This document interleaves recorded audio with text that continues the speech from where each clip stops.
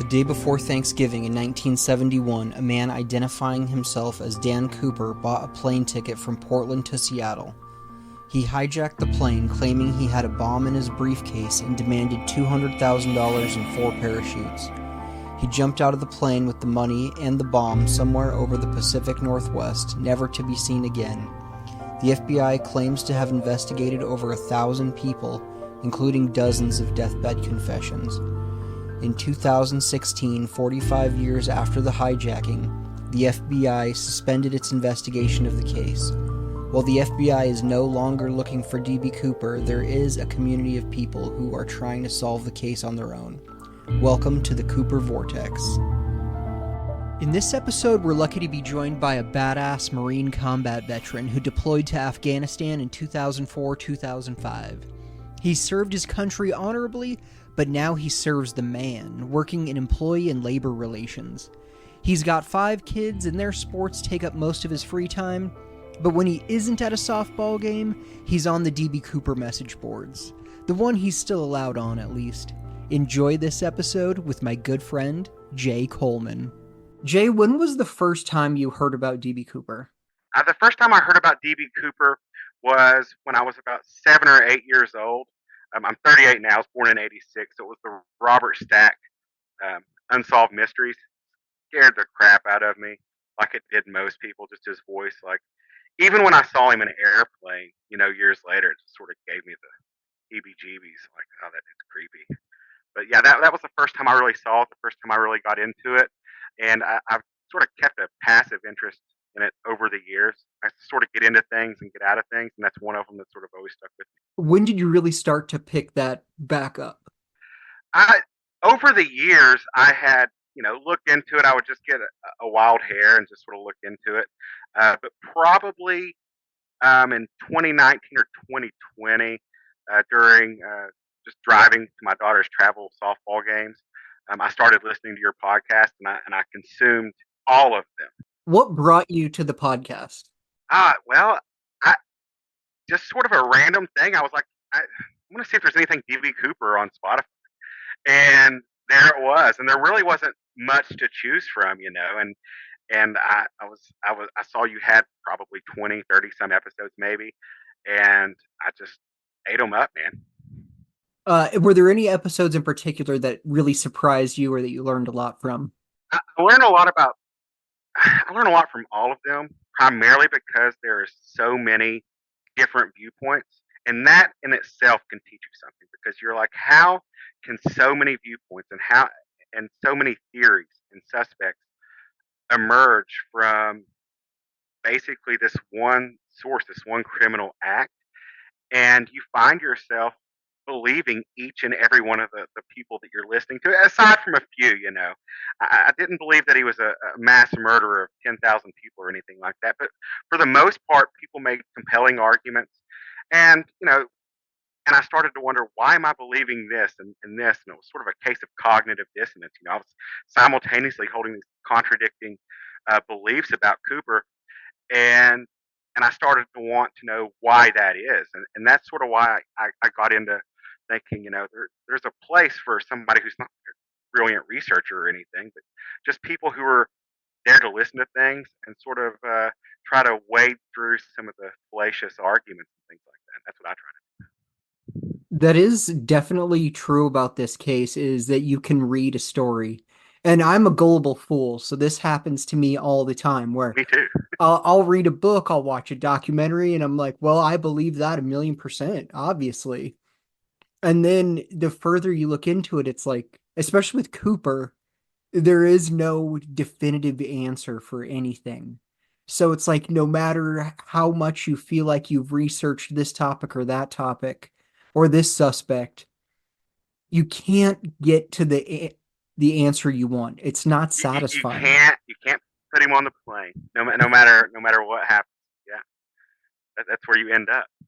Was there a suspect you were leaning to in the beginning of this?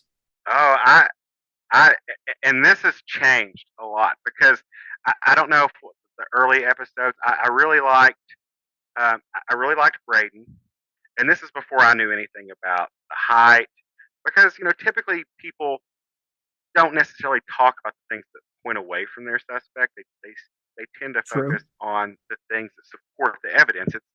It's really a case of cherry picking fallacy or anything like that. And I'm not saying that people who support Braden are doing that, because he's interesting on his own right. He has so many pieces of circumstantial evidence uh, leaning towards him. But I found him really compelling.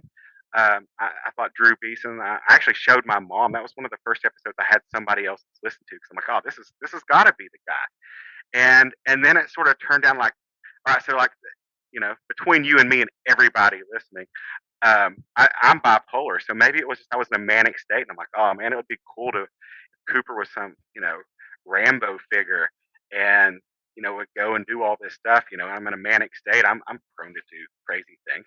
So I just sort of bought into it. But over the months, I mean, I looked at a picture of William J. Smith, and I didn't know anything else. Oh, that's the guy. Even though I didn't know at the time that the Cary Grant, it's all in the eyes for William J. Smith for me, and we don't even really know what his eyes look like. Those were just taken randomly, not necessarily randomly, but they weren't really what they thought he looked like, as far as I know. It was sort of hey, we're going to draw eyes on the guy. But I believed in a lot of different things, and then ultimately I settled on probably died, and I believed that for a long time. Chris Cunningham and things like that. Now, who knows where I'll go next. I like that. I like when people are open to admitting, hey, I used to believe this, but now I don't. I mean, I came into this. Cooper is obviously Kenny Christensen. Hmm. Like, I watched one History Channel special, and then I bought that book, and I solved the case.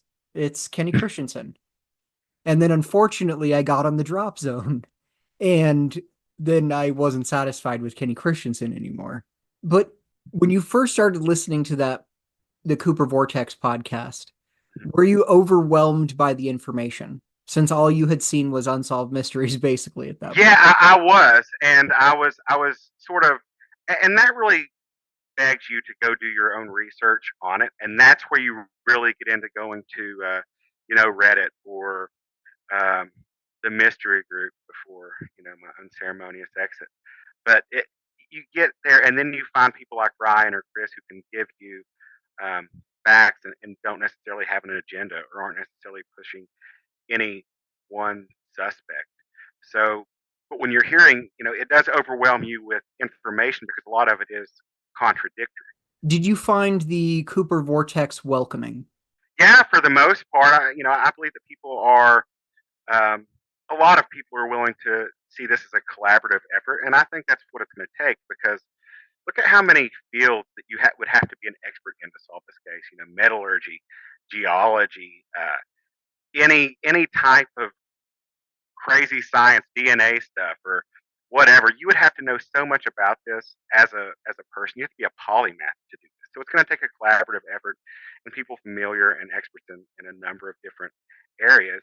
And if you're not willing to collaborate, then it's going to be hard to get anywhere, because there's so little known, and you're going to have to wade into deep waters on a lot of these issues. I mean, you're looking at, like, Dr. Edwards' book, and he's going into the wind speed, where he jumped, and eventually, you know, absent DNA being released that's usable, and things like that, it's the only thing that we could do to sort of solve this to a satisfactory, that would be, a plurality of the people would be happy with the answer, would be to use all of these different types of scientists and areas of interest, and sort of, hey, what doesn't contradict? Because as soon as there's a contradiction, I don't believe contradictions really exist. I think if you find a contradiction, or you think you found one, you have to check your premise, because somewhere your premise is wrong.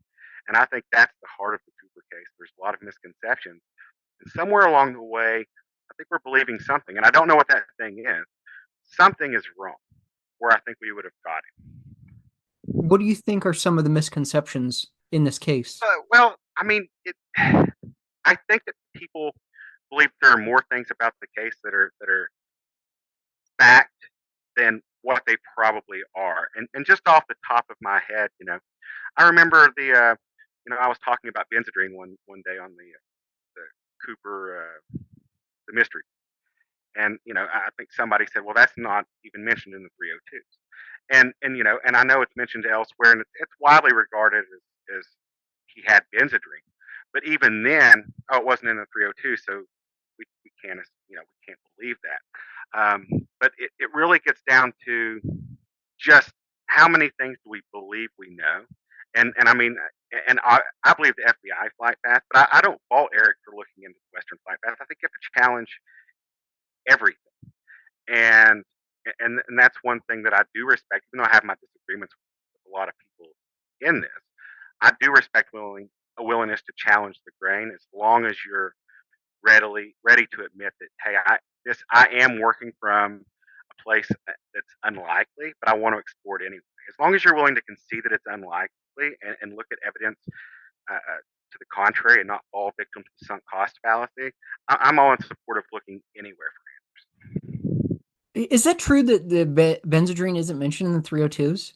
I do believe that that was mentioned to me one time because I was making some kind of case, or I was asking a question like, you know, I don't remember the exact context of the question, but it involved it was like the essential part of the question was that he would have had to have had Benzedrine for my theory or for what I was questioning to make sense. And somebody said, well, there's no evidence that he actually had it. And at least until that time, I think somebody had said there wasn't. But whether they were right or wrong, I mean, I don't know. But that just goes to show you how many, whoever it was, whether they were right or wrong, were spreading this information. And it might not Yeah. have been in the 302s.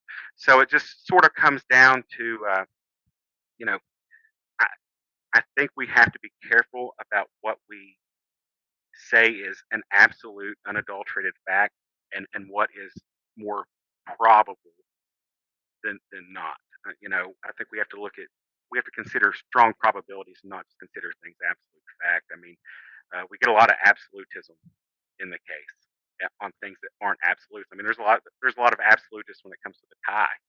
Oh, if the tie doesn't fit, you have to acquit, stuff like that. And I don't buy into that. I think you have to be open to possibilities. Definitely. And I hate to use this term, but there is definitely a lot of misinformation in this case and things that got repeated forever that were sort of became fact. Then now it's like that wasn't true. And vice versa. On that subject, do you think that this show does damage to the case by promoting fringe theories? Oh, not to somebody who is for one, you're not promoting any one singular narrative or theory.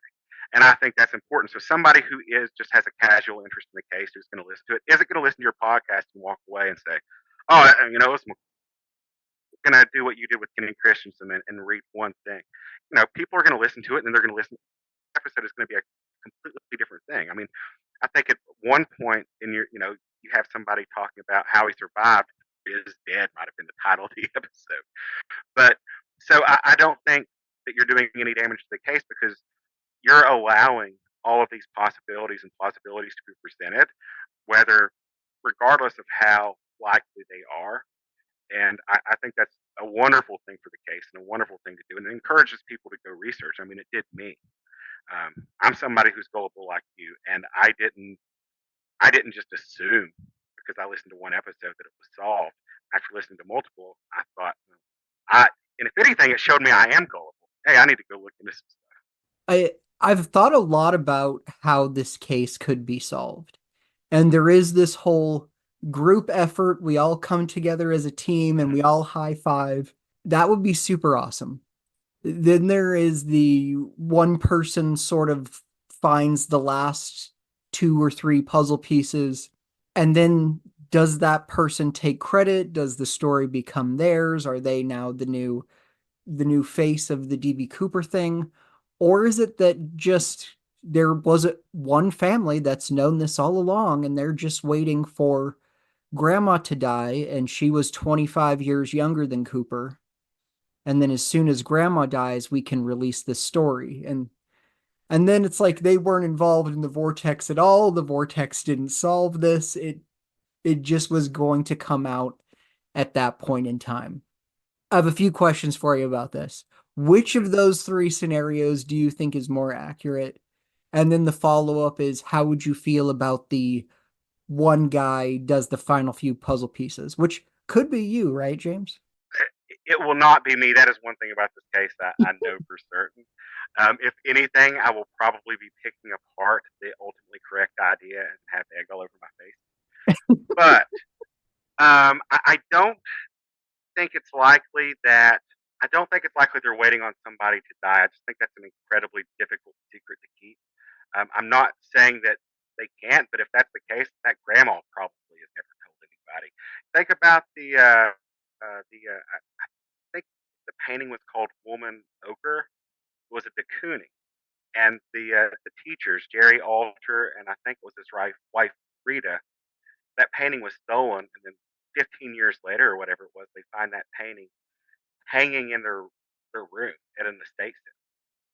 And they didn't sell it. They didn't do anything with it. They just kept it there for them to look at. And it turns out later he had written a book where one of the characters stole something from a museum and left it for only the two people to see.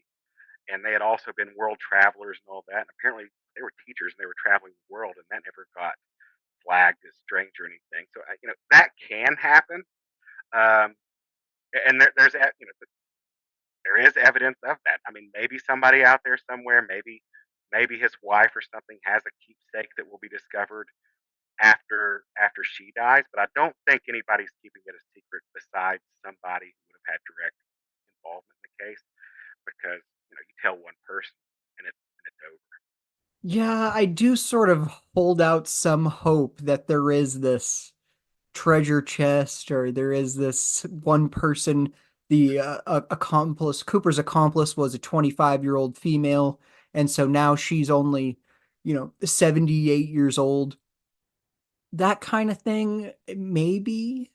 I mean, obviously, I hold out hope because I'd Hey, like to it know. happened in the case of that de Kooning painting. They found it, I guess, in 2016. I guess it's been stolen for 30 years. And I was talking to Nikki about it. Actually, that Jerry Alter guy does meet the physical description of Cooper. You don't know where he was in '71, right age. If you ever get a chance, look him up. I mean, he does look a lot like him, and he clearly could steal stuff and keep his mouth shut. And Well, I want to say real quick, I was so proud of myself for sitting down an hour before the show to get ready. And then I was looking through your thing and I was like, I don't know Jerry and Rita Alter. And so I looked that up and then I read that for 15 minutes and I was like, damn it, Jay, I had so much time. And then I spent it all reading about something completely unrelated to what we're going to talk about. hey, but it's very interesting, and I mean, it's sort of there on the periphery. I mean, you could make as good a case for Jerry Alter simply because we don't know where he was on the night of the hijacking, and because he's the right age, looks the part, and he has a history of theft allegedly. Um, I mean, you can make as good a case for him as you could anybody else. I don't know why you couldn't. That's true. And his crimes were just for his own benefit, apparently. Yeah, I mean, and he traveled the world on a teacher's salary. Who knows if they were dealing art or maybe they were living off, $200,000 ransom. Who knows? And I mean, but as far as it being solved, I don't know if it's going to come that way. I think it would have to be DNA, but I do hold out hope that somebody will do it. But as far as the one man thing, I hope if that is the case, there is one person who discovers the missing thing, right?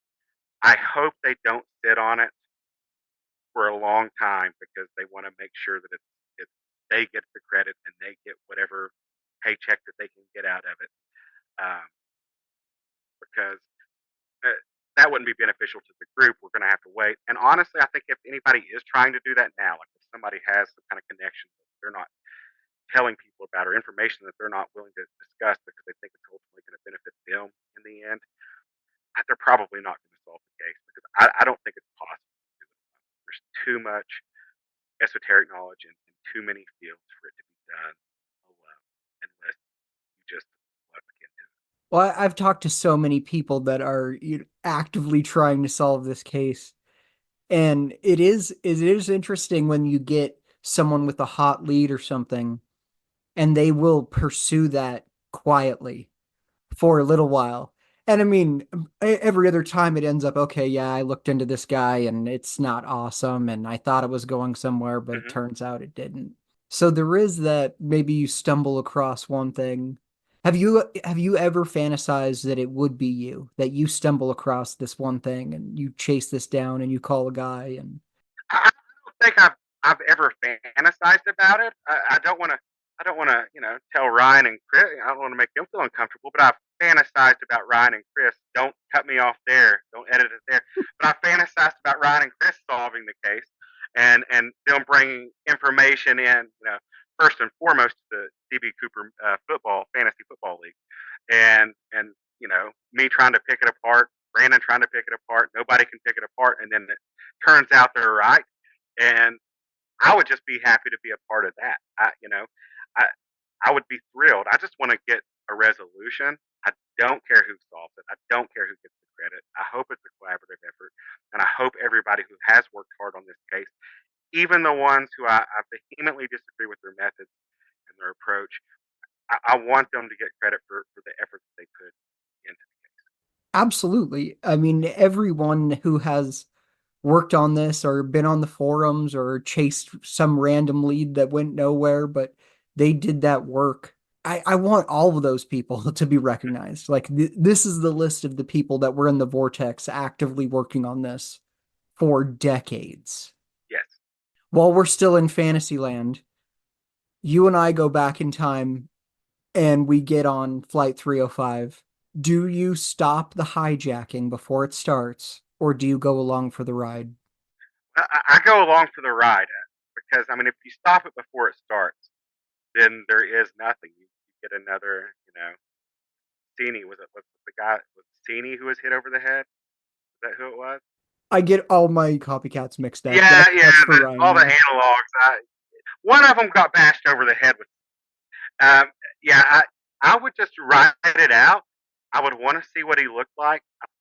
To see his. I would want to hear his diction, his word choice for myself, because I think a lot of the words that are ascribed to Cooper, it may be a game of telephone. I think he may have a situation where he's using um, just layman's terms, communicating this to the pilots who are using verbiage that is more to their expertise. And obviously they credited him with knowing something about the plane. But again, what exactly he said and what he didn't, I would be very interested to know. And and I probably would ask. I know everybody's getting off the plane here, but can I watch you wrap that thing around? I want to see if you wrap it up wrong and maybe it screws up your parachute opening because you threw that stuff around you so so tight or did something just bumbling. But yeah, I would definitely just want to be a spectator. It would be so great, you and I sitting one row in front of him taking notes. Yeah, like That would be pretty awesome. just ask, do you have any bench strength? Asking for my friend Darren here. Jay, how do you know when you are in the vortex? When you're annoying the people in your daily life about you're in the vortex, like my wife when I got uh, excommunicated the DB Cooper group for simply questioning a suspect. She's like, "Why do you care? Like, why do you even care about this?" I'm like, "Well, I don't care about that. I just don't like people being wrong, not being able to tell them if they're wrong." She's like, "Well, you really care about DB Cooper." I go, "Yeah, I know. I called Ryan a few times. I probably should leave." And I've called. I've acted a few times, and he happened to call. I think I was in the car with my daughter who was not listening to me about something, and he was telling me. He told her, he's like, "You need to listen to your dad. If I'd listened to my dad, I would have never. This would have never happened. What happened to me?" That's crazy. All right, let's get down to business here. Sure. The drop zone, is that accurate? I think the flight path is accurate. The drop zone, I think I would probably defer to him and his research on that. I do think it landed somewhere in a floodplain. I do think the money arrived naturally, so I think it would have had to have landed where close to the Columbia. I don't think it landed on Tina Bar. So how did the money get to Tina Bar? I believe it arrived by some type of natural means. There are so many variables to consider. To simply say it could not have arrived naturally um, does not take into consideration the plethora of variables that should be considered. I mean, whether it be it landed close to a floodplain, um, didn't get exposed to water right away until maybe spring floods washed down some ice drift, large, and maybe it never got submerged until spring because it was setting far enough away that until those ice sheets came down, it was never dislodged, or it was on a bunch of trees that got knocked down by the ice sheet. I used to work on the river. And then I was a steersman, and I've seen all kinds of drift in the river and things get dislodged in early spring uh, that were probably there for years or at least through the winter. So my point is there are so many variables to simply say it couldn't have arrived by natural means. I think that type of absolutism is dangerous because I think if people were to believe that on a large scale, then we might be missing something if it did arrive naturally. Did Cooper survive his jump? The work by Martin Adrande, and then you talking to Brandon, and so many. I believe it's likely he survived, but I do not want to say it's anywhere near an absolute certainty because I absolutely believe he could have perished in the jump for whatever reason. I don't think it necessarily had to be a malfunction. Like I said, he might have trying to rig that money up, done something to the parachute or anything like that. I don't know enough about it, but he could have had a heart attack when he jumped out of the back. I don't know, but it's certainly possible that he died and was never discovered. I think, depending on where he landed, because there's bodies been found out in the wilderness after being out there decades. So I don't want to say it's an impossibility, but I do think it's probably more likely he survived, lost the money somehow. Um, but I think if that happened, there's a good chance he committed some other criminal act and maybe went to jail for that. I don't think this was a one-off thing at all. I believe he certainly would have had some type of history of criminal activity, whether he had been caught or not. Give me a percentage he lived versus died in the jump. Ooh, I would say that there is a 70% chance he lived and a 30% chance That's way too low, you clown. I totally he died. disagree with that. That is way up from where I thought because I, I really, as much as people said, oh, there's no evidence to support he died. I'm like, oh, where's the evidence to support he lived other than the evidence of absence? So who knows? I know. I always say, well, there's no evidence to support that he died, but there's no evidence to support that he lived. No, and that brings me, and I've been waiting on you to ask the question about like what appeals, like, or what do people appeal, what appeals to Cooper. But and I'll talk about that when you ask that. But that is what is amazing to me is that you can make a case for literally anything, as long as it's semi logical. Even you could make a case. Well, yeah, that is something I've been thinking a lot about lately. Like, what is it that appeals to this group of people about Cooper? Because it's a self-selecting group. Like, you can look at it and be like, okay, it's 97% men in this group. Hmm. Why is that? Because we're all choosing to be a part of this. Well, I think it's that Cooper is a very personal figure. He can be whatever you want him to be, whenever you want him to be it. He can be a criminal mastermind or a bumbling idiot. He can suit your mood. You know, if you want a Cooper who is a Rambo figure, you have Lauren Hall or Ted Brayton. If you want him to be a shady character, you have Rackstraw or Weber. If you want him to be Robin Hood, or an Edmond Dantes, something from an Alexander Dumas novel. You have somebody um, like the man who was getting revenge for his daughter perishing. I can't remember his name. Or Joe if you Lackich. prefer, yes, Joe Lake.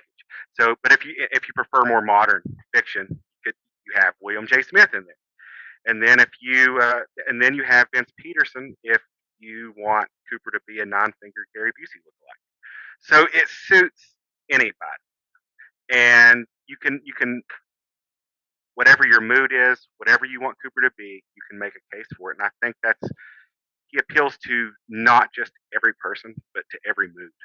And I think that's why um, he's so appealing as a figure. That's well said. That is very well said, Jay. I like that. Yeah, because I view him as sort of like a James Bond Mm-hmm. character. But yeah, depending on your suspect, it's definitely not James Bond. No, and you can make a case for whatever it is that you want. Whether you want him to be an expert parachutist or maybe he never jumped.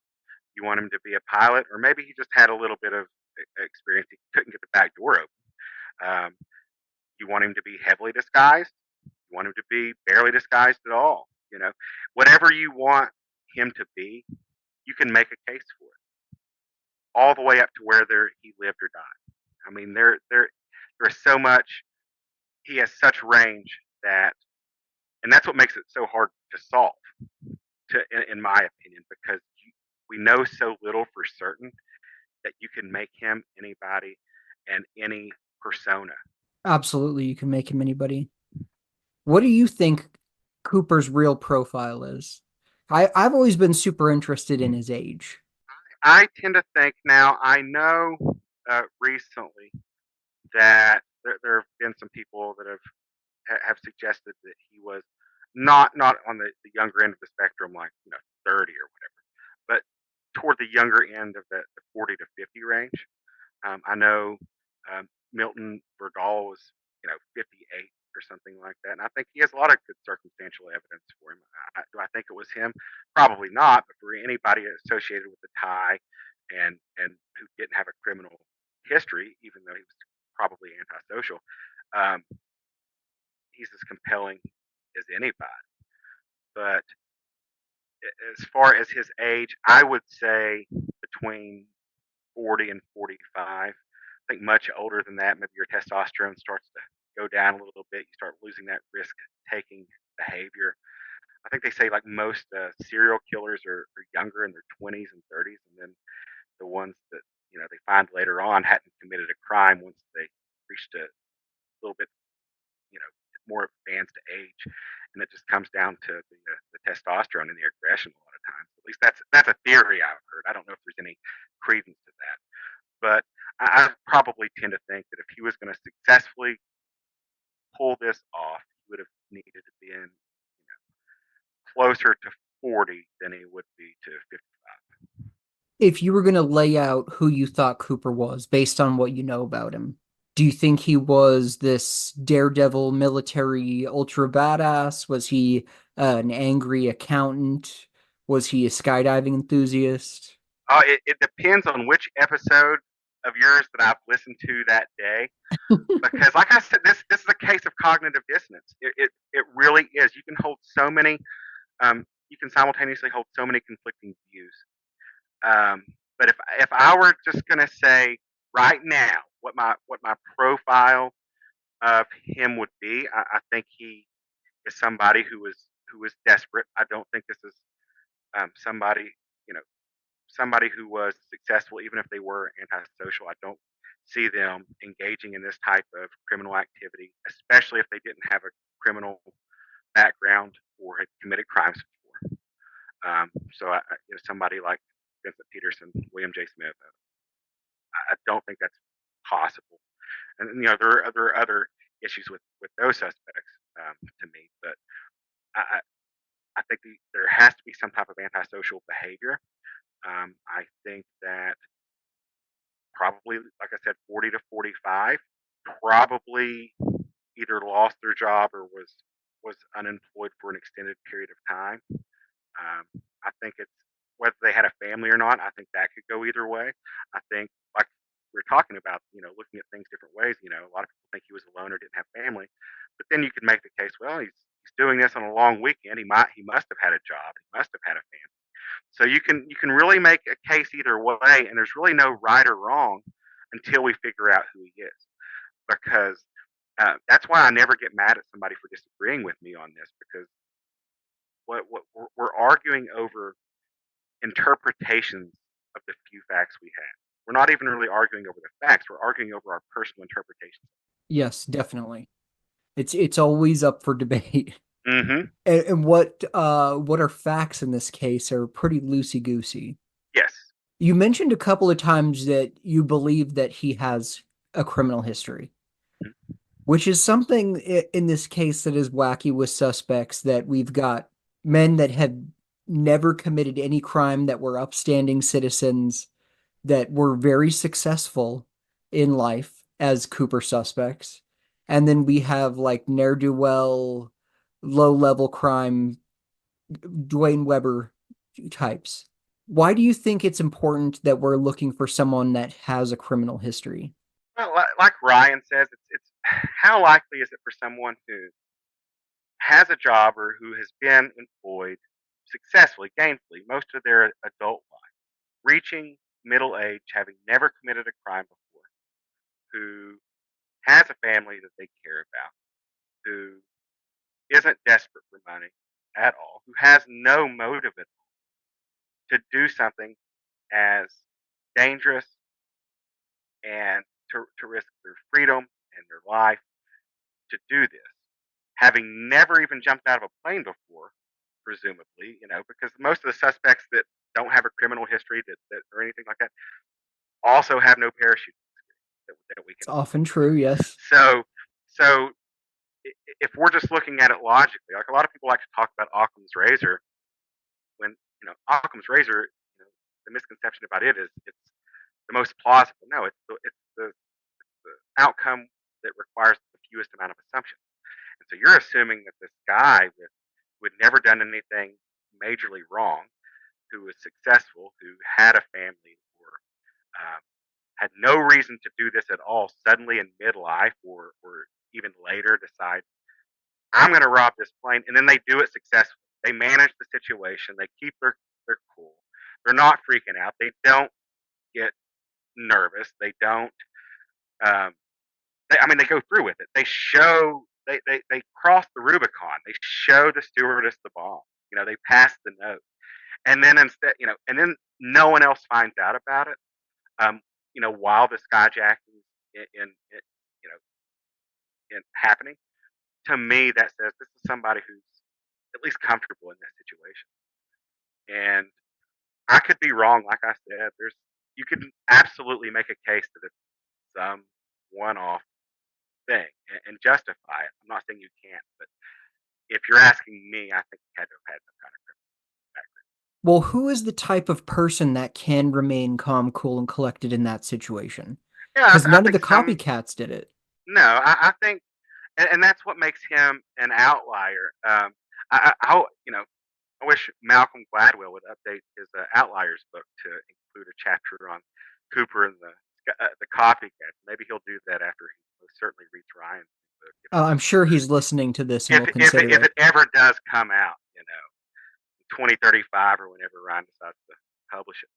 But I do think that if we're, I forgot. Hang on a second, man. I forgot the question. I'll start talking about Malcolm Gladwell. You don't care to scratch that out. Now that we're talking about Malcolm Gladwell, I forgot my own question. I lost my train of thought. Oh, what would be the like? Uh, Who would be the type of yeah, the type of suspect to person do that it? remains calm, cool, and collected. Oh, Yes, thank you. so somebody like Lauren Hall, clearly could remain cool, calm, collected in that situation. So Lauren Hall obviously was in a Castro prison camp. He he had the Latin alias or the Hispanic alias. He was involved allegedly in the Kennedy assassination. I don't think he was someone who minded being under scrutiny at all, and I don't think he was someone who minded um, taking risks. So someone like that most certainly could have done it, and I think that someone like that is most likely to have. I just, um, of course, there's times when you want it to be the meek mannered, you know, Twilight Zone episode guy who just the circumstances fall in and then he just takes advantage of it and he goes. But I just think that's extremely unlikely. Um, and as far as anybody who says, "Oh, you can't connect the tie to that to Lauren Hall," well, we don't know. I think Tom Kay said the other day on Ryan's YouTube video, the pools, several thousand people, that had associations with the tie. There, I guarantee you, there's a few of those with a criminal background. Some, not just the two that we have without. Yeah, and we also don't know for sure why the tie has that on there. It could be from something super obvious that we just haven't stumbled Yeah, across yet. we don't know exactly what it is. I think Tom hasn't even confirmed what it is, other than special metals related. And I know you and Brandon talk about everybody in the thrift store angle, but what about just a yard sale? I know that people talk about thrift stores. What about just a yard sale? There's a lot of ways to get your hands on that second hand. Am I saying that's the most likely thing? No, it probably was his, but I don't like the absolutism in saying, "Oh, it was his tie." I was actually at my daughter's softball game, and somebody knew I was into DB Cooper, who I don't even know the guy very well, but that's another way you're in the vortex. If some random person you barely knows wants to strike up a conversation with you, and they start talking about DB Cooper, and he said, "Oh, I heard that was solved. It was some engineer, I can't remember, Peterson, and it linked to the tie particles." And I was like, "Oh, I know he was accused, but no, I think that's probably one of the worst suspects ever." But whether you take the tie particles or not, um, you can't be an absolutist either way. Is all I'm trying to say, because you can't rule out. Yeah, because we don't know for sure what the tie particles mean or who is exposed to what. I think Lauren Hall and Ted Braden are super interesting suspects in that I'm sure you and I both agree they could pull this off. There Absolutely. is No, no. I think Ted was probably too confident, and I've said that to I think Lisa is her name. I've mentioned that, like, I don't think we would have found any money if it was Ted Brady. I just don't think I don't think there would have been any money wash up, or be found or was buried or anything like that. I just think he would have gotten away with it. I think he was much too sophisticated, and I don't think he would have made some of the errors like you and Brandon were talking about. I think it was you and Brandon. The pilots had a chance to escape. They had a chance to get out of the plane and leave Tina there. Um, he had no It's way a of pretty knowing they were. cowardly move if you're a man. Yeah, but he has no way of knowing that those are honorable men, right? Cooper has no way of knowing that. I don't think Ted Braden leaves that chance at all. And I don't think so, that's a so I, chance. If I gather four random men and I look around this room of me and three other men, and one of them says, "Hey, we can escape and leave that girl behind with the guy who has the bomb." I think the other three men are going to be like, "You do, we're not leaving. We're not leaving." or somebody could have got in. If they can get out, other people can get in. You know, um, and Ted Braden, I'm sure he served with people. He's seen the best and worst of humanity. I guarantee you, he had seen people try to save their own skin at the Oh, expense of other people and for do things sure. he had Yeah. considered coward.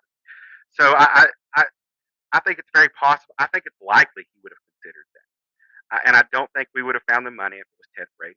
But other than that, I think Ted Braden is a great suspect. And I think it'd be very compelling if it was somebody like him, or Barb Dayton, would make an interesting story, or Certainly. or the Exorcist guy. I can't think of his name off the top of my Wolfgang head, Gossett. but yeah, like that would be a crazy, awesome, fulfilling, rewarding story to be able to tell and to listen to and to watch a movie about. I mean, we all want an interesting Cooper. And I have to personally, you know, try to eliminate my bias against the boring suspects, right? Like, I don't want a boring Cooper. But so I have to consciously go against that and try to make arguments for why Cooper could have been, a boring old fart, as Jude says, And I try to advocate that and argue that, play devil's advocate against myself publicly on the forums and things like that, because I just don't want there to be any misconceptions or any false narratives put out there without the qualifier that says I may very well be wrong, and I probably sure as shit am. As a veteran, do you believe Cooper was a veteran? I think statistically, I think he probably was. Um, it's hard for me. I was 17 when I went in, so it's hard for me to remember what I was like before. But I'm pretty candid. I was when I first, after I got back from Afghanistan, I was, I'll tell you, I was diagnosed first schizoaffective, and they changed that. They just said I had antisocial personality disorder, and then they changed that to bipolar and PTSD.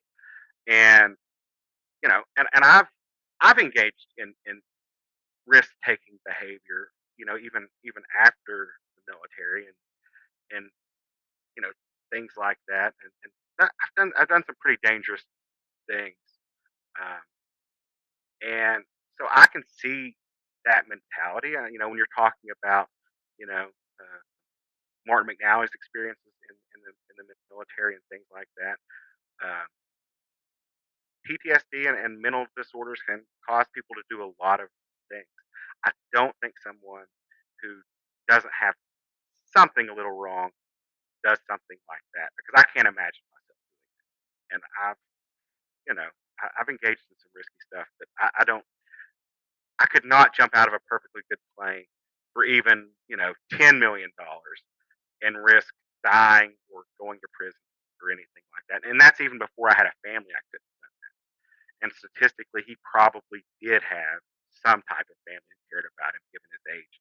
If you had to make a total wild guess, a shot in the dark, what branch did Cooper serve in?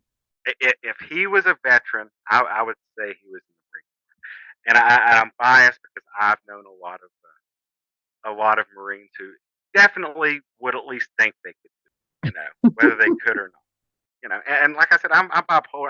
I'm not that delusional. I've been delusional about my own capabilities, but I'm not jumping out of a plane. But I certainly know people who probably would. Um, but obviously, you have airborne guys and stuff like that in other branches. It's hard to tell. And any of those guys, it's just a lot of it's just happenstance. Especially they're getting drafted. They're just going wherever they're told to go. Branch doesn't make a big difference to them. So who knows? I think Ted was in two branches. I think he was he in the Army and the Marine Corps, or in the Navy and the Army, or something like that? Wasn't he in two different services? I'm not 100% sure, so I don't want to throw out an answer on that. But speaking of things I'm unsure about, was his bomb real? I It didn't need to be unless he was suicidal and homicidal. If he was suicidal and homicidal, um, yeah, a gun isn't going to kill everybody on the planet. To kill yourself. Um, but unless you are very content with not living, I don't think the bomb is there unless you're some kind of expert. Which again, a case can be made for everything. But if you're that desperate and that bad off that you're just willing to die, you know, why not just why even go through the formality of trying to get $200,000? Just do it if somebody's just going to do it if that's the case. I've been in pretty desperate mental situations, and like I said, I've never contemplated robbing a bank or anything like that. So I just don't think it needed to be real. Um, I think it was overkill. Probably even saying he had a bomb. I think he could have just done it with a gun. But that just sort of speaks to, or may speak to, who he was or what he was thinking, or perhaps where the guy had been bashed in the back of the head. Maybe he thought, this is an extra security thing. Maybe some people won't get as close to me if I have this. If I say I have this bomb, maybe they'll be a little bit more reluctant to get close to me. You get inside on somebody with a gun, you can disarm them or anything. But somebody with a bomb, who knows what'll happen if you get close to them. maybe it was more of a deterrent for that. A bomb you can also keep secret. If I'm waving a gun around on a plane, someone will see that. Yeah, absolutely. Now, he didn't.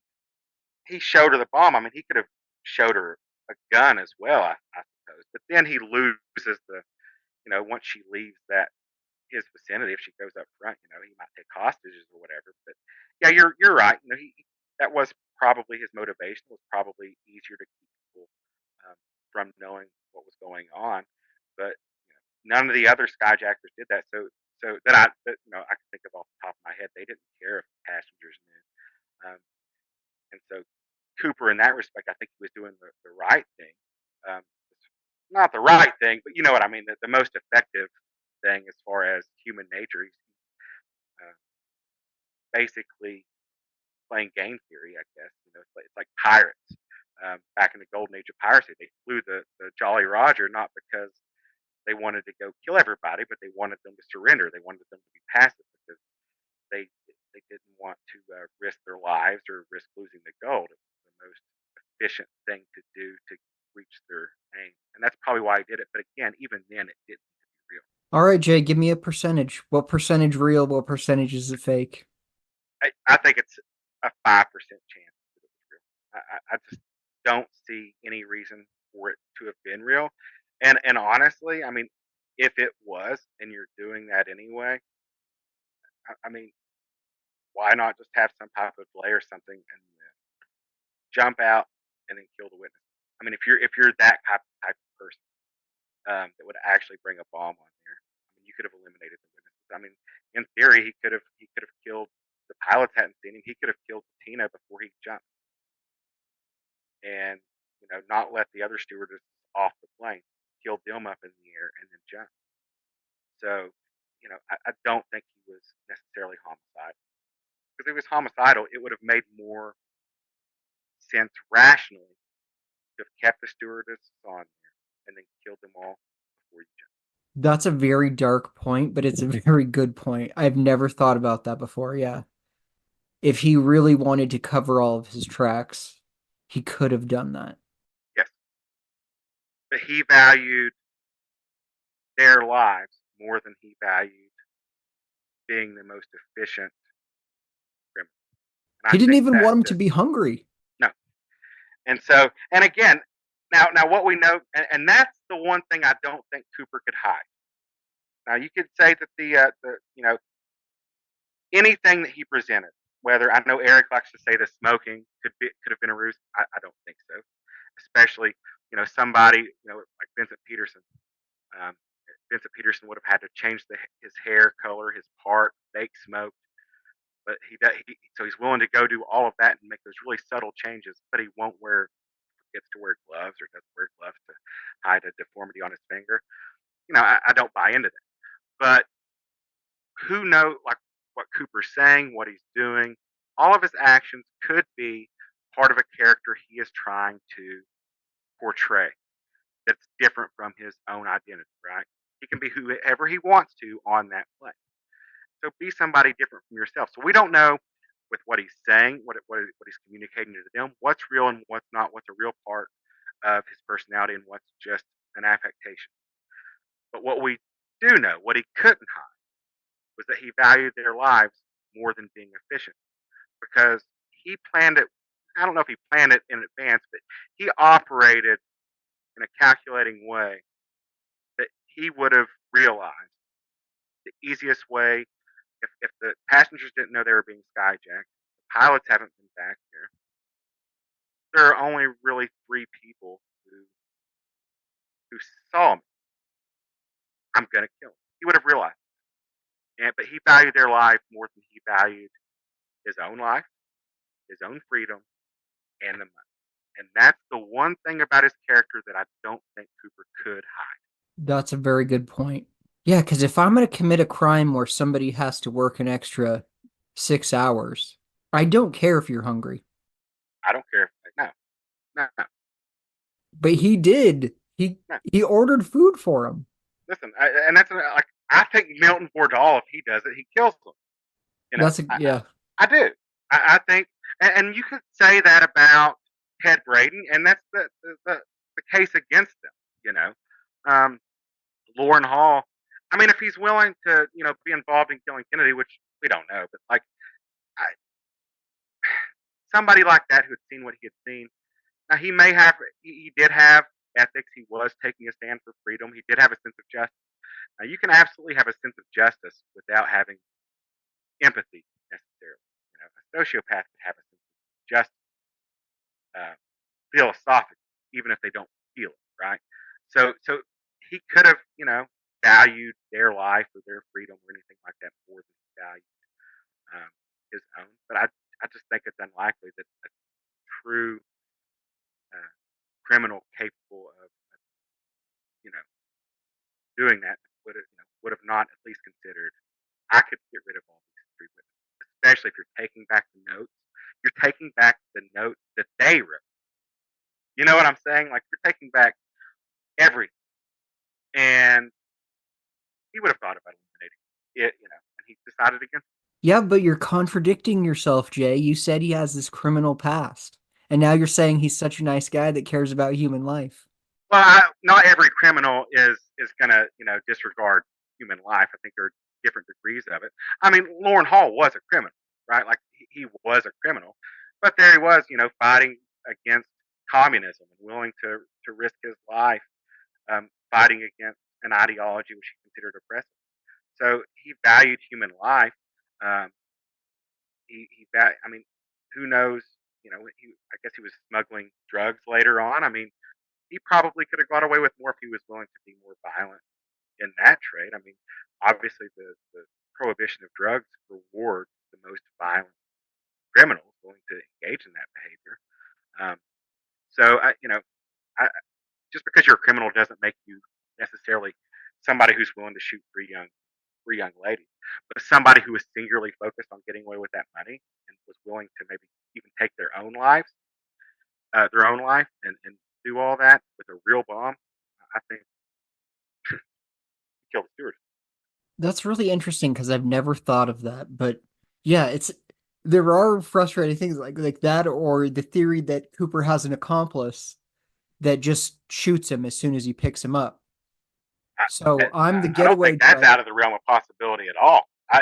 I absolutely think that's very possible that if he had somebody helping, either Cooper or the other person killed the other person. I don't think that's far fetched at all. See, Cooper killing his accomplice, obviously that's not cool, but Cooper keeps that story and hopefully wrote it down or told someone or whatever. But the idea that I jumped out of that plane, I got the $200,000, I made it to a payphone, you came and picked me up in your pickup truck, and I'm like, hey, Jay, I just buried the money around the corner down here, let's go get it. We pick up the money, we get in the truck, and then you blast me and put me in the hole that I put the money in. The most frustrating thing about that is you didn't even hear my story of what happened, Jay, so you don't know. Yeah, yeah. I just know. Hey, you got on the plane, and I guess I'll hear about it later. I guess I'll wait on the 302s to come out. Let Ron Burns tell me what happened. But I that would be extremely frustrating. I hope that is not the case.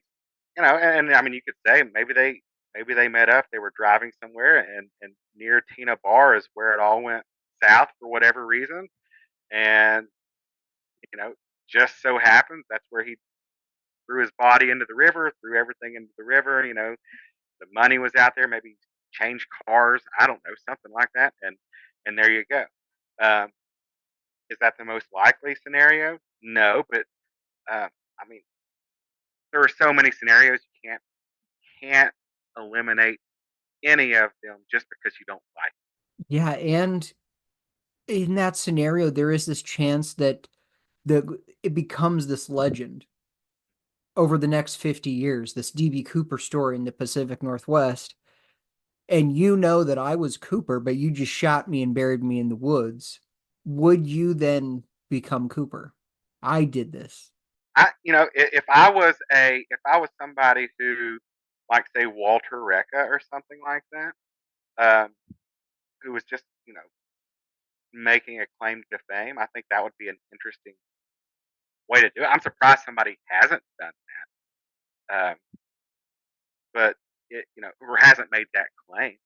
And yeah, I could see if I was your accomplice and you were DB Cooper, and I had resolved to kill you because I thought it was more than likely that you were identified. Maybe I asked did you kill the stewardess? Yeah, No. it was Oh, you your didn't kill plan, it? but I had the skydiving Yeah. experience. So and then you tell me, I said, well, who saw you? Oh, only the stewardess. No one else even knew it was skyjacking. You're bragging that none of the other people realized it. I said, well, did you kill the stewardess? Oh no. Oh, so they might be able to identify you? Pop. I'm getting rid of you. And maybe it's just it was that simple, and then years down the line, I know enough about what happened. Um, I would, in theory, then know what happened to the money. Uh, and it maybe even had a little bit of it. So yeah, I'd probably ride that. I mean, if if the if if there was no, especially if you're 70, 80 years old and you admit to the skyjacking, that's probably gonna not be as bad as admitting to murder. I don't know what the statute of limitations is on that. Or even if they could prove it. But if you took them to a body or something, I don't know why anybody would do that. So I think it makes more sense just to pretend to be Cooper, especially if you generally looked alike. Speaking of Rekka, do you think the Rekka landing in Clay Elum story is true? Whether or not he's Cooper, do you believe the Rekka landing in Clay Elum that night story? I don't know if it was. I think memory is a funny thing. Speaking of Malcolm Gladwell again, but he did a podcast about memory, and I think it was World War II people who had not even been close to where in battles or in situations that they remembered being in, but that they just thought they were. Um, in this case, I think Osadic. I mean, I think his is it's corroborated, right? Like he Rekka told the story first, and then another guy separately had said he had seen somebody walking down that road, and there's no way that Rekka would have known somebody was reported being seen. Is that correct? Yeah, and from what I understand, Jeff Osadic is a very well-respected guy in that community. So yeah, I mean, maybe he was there or somewhere close to there. Maybe it was closer to the drop zone. Maybe it was the next town over. Maybe who knows. I think that the memory's probably a little fuzzy on both ends, um, or there would have probably been a little bit more detail. But beyond that, I think Rekka was certainly somewhere doing something shady that night, and he was definitely seen doing something shady that night. And he took advantage of that to tell his story. He was close enough to it to involve himself, and I think that he was getting older towards the end there, and just wanted a legacy. What do you think Cooper did with the money? Lost it, but if he didn't lose it, and I was an advocate after I listened to the Friedberg podcast. I was a very strong advocate of there's no way it could have been sent. I'm going to defer to the expert. But then, like we were talking about, like the Jerry and Rita Alter, like there are all kinds of ways that people can spend money and it not be linked to them. And then he would have had to have spent it. I think he would have had to have spent it in smaller increments and probably out of the country to for nothing to ever show up. Um, but that doesn't. But I think that works against the case that kept the money because I don't think. I think if he got away with it, he did that. That's a desperate act. I think he's spending large amounts of money pretty soon after the hijack. I don't think he's waiting on that. I think if he's the type of person who thinks he can get away with that, and he did, that he can get away with laundering some money and things. Because even if it is laundered and they find it, like okay, they won't link it back to me. I'm gonna have this.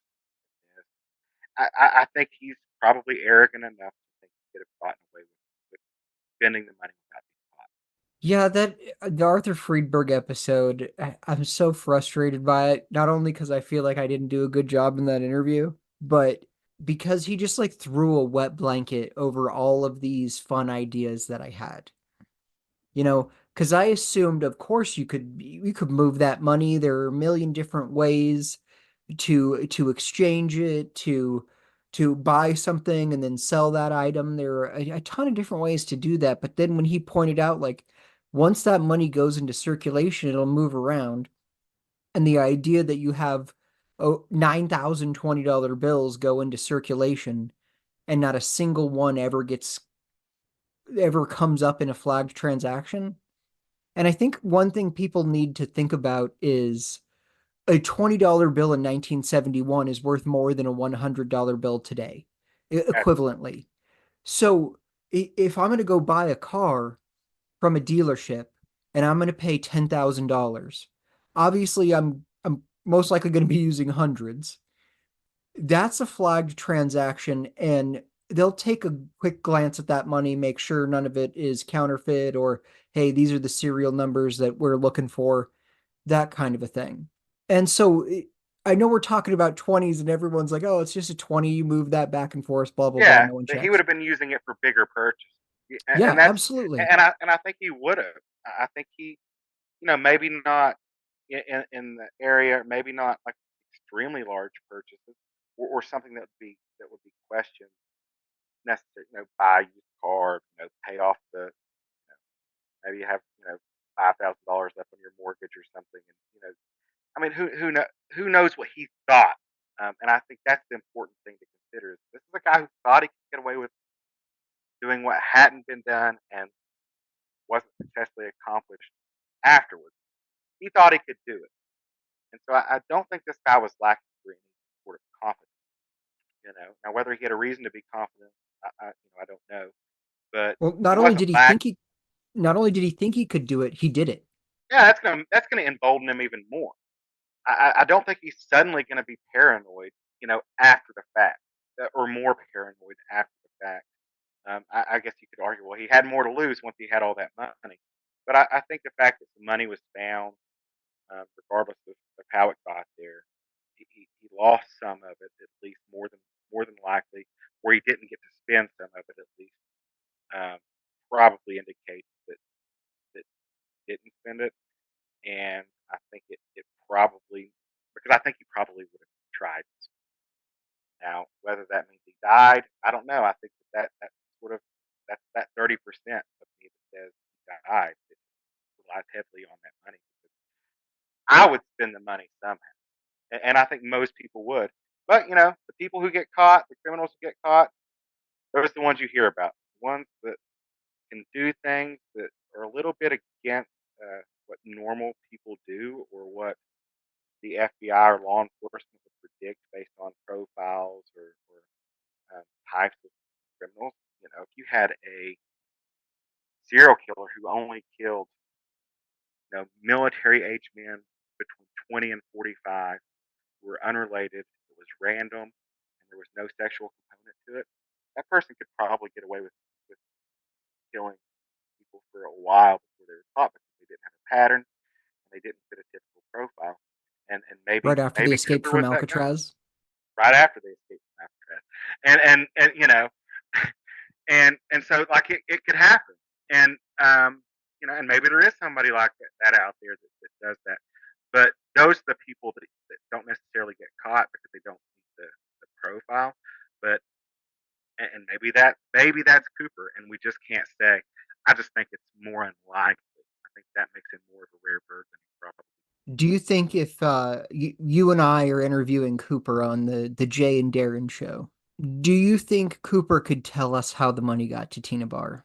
No, I think if he knew how that money got to Tina Bar, beyond just, oh, I lost it, must have just floated there, somebody must have found it.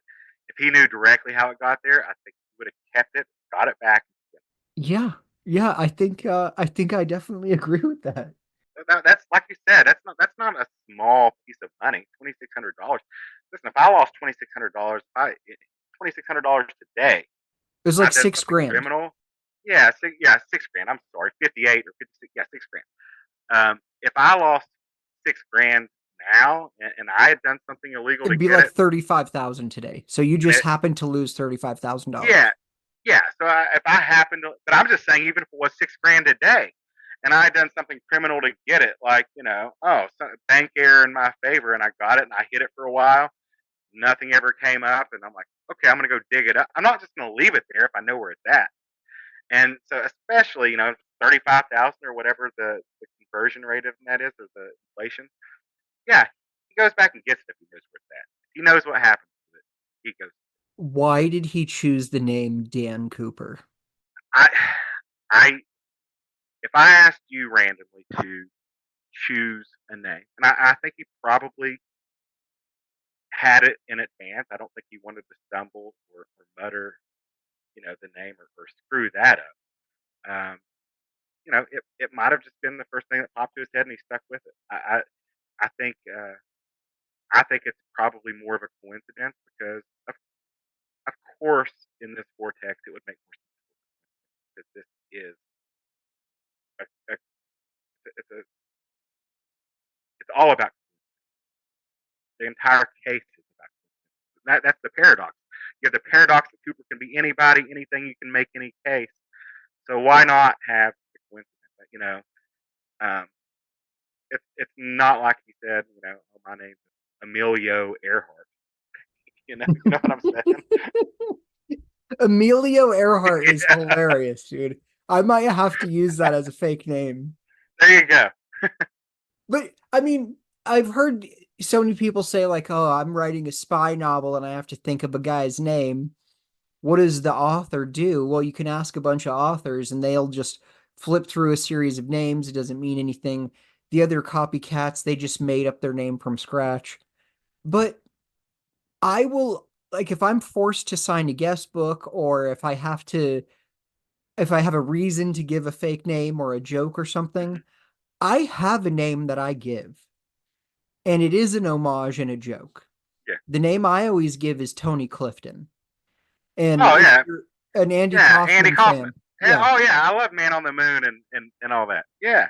yeah. And I'm going to say I've used that name a bazillion times, and it's dudes my age and older that get it Yeah. exclusively.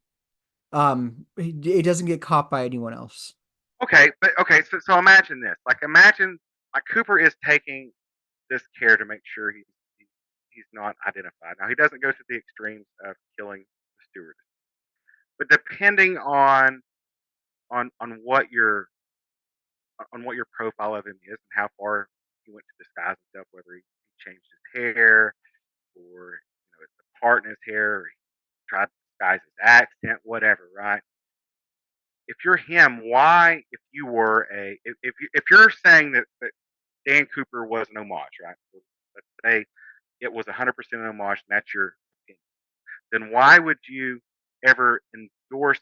Like, if you're that suspect who would know about Dan Cooper, why would you use that name if you're trying to disguise who you are? I would be like, that's sort of a esoteric. Like, only a few people are going to know about this, and like, who was in Belgium or who has. I mean, that automatically probably says you're in the military at a certain time. If anybody would make that connection, and so I just Right, probably but wouldn't do how many anything. men in their 40s to 50s would have been in Europe in the Oh yeah, military? a lot of them. And like, and I'm saying I get that, but if he's taking consideration, or if you're somebody who says, "Oh, he faked smoking," well, how many people smoke? Like, that's not going to eliminate anybody or not eliminate anybody.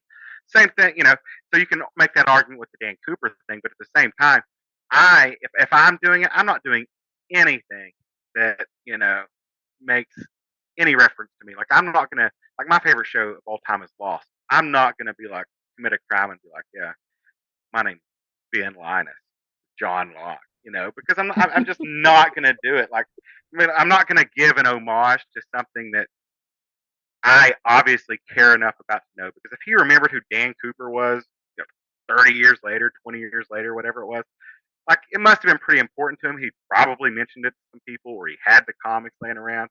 No way am I using that. No way. I'm not even. I don't even want them to know I have a thing for aviation or flight experience, especially if I have that. So if you think of Stan Cooper, paradoxically, it's probably not somebody who has flight experience or jump experience because they don't want to use a name associated with flight experience or jump experience because that would just sort of confirm to people, oh, this is somebody with flight experience or jump experience. Now, maybe if it was, an accountant who happened to know about Dan Cooper, he's like, oh, I'll just use the name Dan Cooper and maybe they'll think I'm a pilot if they ever figure this out. Maybe, but I think it's unlikely. I think it's a coincidence. I don't like anything you said because I mostly agree with it. But to that point, it would be I used Tony Clifton to skyjack that plane. I don't have any connection to Andy Kaufman, but they would be like, well, is Darren a big comedy fan? Oh, yeah, he definitely is. He's a huge comedy fan. So, yeah, even my Andy Kaufman was a obscure one. performance artist, not a comedian. He hated comedy, right? He hated. He's a performance artist. Performance artist, yes, that's right. I I go on Andy Kaufman kicks too. Like I was talking about, just going through DB Cooper phases. I do the same thing with every once in a while, every few years. I'll deep dive and watch all kinds of Andy Kaufman videos, like where he's serving, he's like working at that restaurant, playing the bongos and stuff. I love Andy Kaufman. He did things for his own amusement. His own He amusement, loved that's right. reaction. He loved reaction, getting reaction. That reminds me, and you can leave this in here if you want. If not, I think it's too explicit. Not really, but I was at a softball tournament with my daughter's grandfather, and they'd given us a room, and we walked into the room, and it had already been used. Like there were clothes in there. It smelled like weed. Probably one of the workers had let one of their friends use the room. So I just go down there, and there's a line, and I get up to the front. And there's people that can hear me, and I said, I don't know how to tell you this, man. She goes, what is it? I go, that room you gave me. Well, I walked in. I go, and there was an orgy going on. And she goes, oh my gosh, what? And the people were gasping. And she goes, what did you do? And I said, well, as soon as I got my clothes back on, I came down here and told you. So I just like the reaction. And I did that because I like Andy Kaufman too. And I like the reaction. I love jokes where the joke is for the person telling it, Yes. not for the audience. Yes. And that's why I did it. That's why I said it. I just wanted to see how they would react to something out of the blue. Like I love seeing how people react to things they don't expect. I had a baseball coach where taking the bus to a game, and he was like, "Hey, I got a joke for you guys." And he tells us a 10-minute long joke about baseball, and the punchline was like the most unfunny thing. It just Yeah, Norm Macdonald type of joke, yes. the mafia And joke. like he told the punchline and he could barely keep a straight face when he was telling it because he knew already we were just going to be like, what the hell? That wasn't funny at all. That took 10 minutes. We all sat here and listened to you for 10 minutes and it's not Yes, funny. it's the Norm Macdonald pumpkin head joke. If Yes. you ever get a chance to listen to that, yeah, leave this in here. That's good. Or People should know more about Andy Kaufman and Norm Macdonald, so just leave all that in here. Norm's moth story. Yes, Is it on Conan, I think? yes, yes. I love it. I love it. Oh yeah, Well, the yeah. light was on. Yes, Yeah. leave all that in there, Darren. That's good stuff. And orgy isn't a bad word. It's good. Right. Why are you listening to this when you could be listening to Andy Kaufman or Norm That's Macdonald? right. All right, back on task, Jay. Why are there so many suspects in this case? You can make anybody a suspect. I, and I've said this, like, if you find somebody who generally meets the description who was alive at that time and between the age of 30 and 50, you could probably make them a suspect. And I'm not trying to be dismissive, but like literally one of them was found through reading, a fiction book and then flipping through a yearbook and then finding a name and then finding someone in the yearbook that looked like the picture. I, I, I mean, I don't think it's hard to make anybody a suspect. To make somebody a compelling suspect is probably another task, but I think that there are so many suspects because everybody wants their own version of Cooper, and no one's satisfied with one. You know, suspect that is popular today won't be popular, a year from now, and then they'll recycle. Except for McCoy. McCoy is for some reason always in fashion. He's like, I'm a what? Okay, well, I understand now why there are so many suspects, but I can't force you to confess. Why are there so many confessions in this? I think that people, if I had done something like that, or some crime that could make my children look at me different, if I had done that, especially before I had them, I wouldn't I wouldn't tell anyone, right? But there are people out there that, for whatever reason, they're not satisfied with how things went for them, and they want to be remembered for something. They want their family to think that they were bigger than they were, or they had some type of bigger legacy than they left them, that their name means something. And um, I think that's more sad than anything. Um, and I think probably the vast majority, and I think that's sort of what points against Wolfgang Gossett, because as interesting as he was, he doesn't seem like he was satisfied with who he was, if that makes sense. And Right, that's why he but kept like a chasing that stuff. lifelong shady guy who is Hmm. admitting to another shady thing, it Hmm. wasn't, Yeah, hey, let me tell you about the work I did at the children's hospital. yeah, exactly. So it's in most cases like the Dwayne Weber thing and stuff like that. Yeah, and they have shady past, so it's not beyond them, but ultimately, like, they just want to be remembered as a petty criminal. No, they let's flare it up. Let's make Joe Dirt Joe Dierte. That's sort of what they're going for. That's a good point. Let's spice it up a little bit. But I understand the I'm going to tell my friends at the bar, I'm going to tell my family on my deathbed. I kind of get that a little bit too. But the one I don't get is I'm sure you heard my interview with Larry Carr. And one of the things I was most shocked by in that was when he said that during his tenure on the case, multiple people went into FBI offices to confess to the case. And that's a whole nother level from me telling my drunk buddies at the bar that I was the skyjacker. Maybe some of them actually believed it. Maybe they had some type of mental illness, or something like that. I mean, I probably not all of them, but I mean, I guess false confessions aren't that uncommon, um, and and it's a motif in fiction as well.